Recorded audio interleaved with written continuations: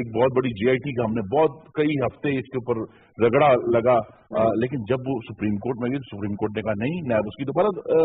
तो उसकी वो तमाम जो डिस्कशन थी, इसका मतलब ये कि वो गैर जिम्मेदाराना थी। तो ये हमें यही फेक अकाउंट GIT की बात, जी मैं उसकी बात कर रहा हूँ कि जब सुप्रीम कोर्ट में गया तो सुप्रीम कोर्ट ने उसके मानने से इनकार कर दिया। तो अब उसके ऊपर जो तमाम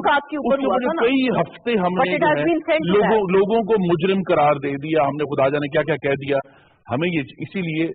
जो है इस एहतियात का और बेहतर तकाजा यही है कि नैब अपने मामलात में बराबरी से इतलाक करे, एहतसाब होगा, अगर शवाहिद और सबूतों की बुनियाद पर होता है तो जरूर कर। लास्टली खुर्रम साहब, जो पाकिस्तान पीपल्स पार्टी की लीडरशिप ने तो बहुत खुशियां मनाई थी जब पैनामा स्कैंडल और जब वो GIT बनी थी और सब कुछ हुआ था, क्या उसके बरक्स अब आप कह रहे हैं उनके साथ गलत हुआ है, ज्यादती हुई है उनके साथ?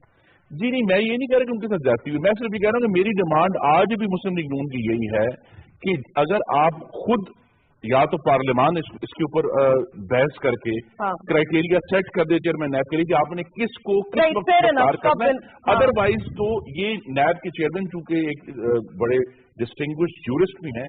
उनको भी मेरे ख्याल में मेरी उनसे सदा होगी कि वो खुद इसके ऊपर अपनी को राय दे दें कि भाई कहाँ एक ऑब्जेक्टिव क्राइटेरिया डिटर्मिन होगा कि हमने कब किसी को पकड़ना है, कब किसी को गिरफ्तार करना है। क्योंकि मेरे सामने, मैं भी एक वैसे तो कानून का एक छोटा सा तालिब इल्म हूं, लेकिन 3 केसेस में होता है कि अगर कोई शख्स तावन ना करा हो तब आप उसको पकड़े,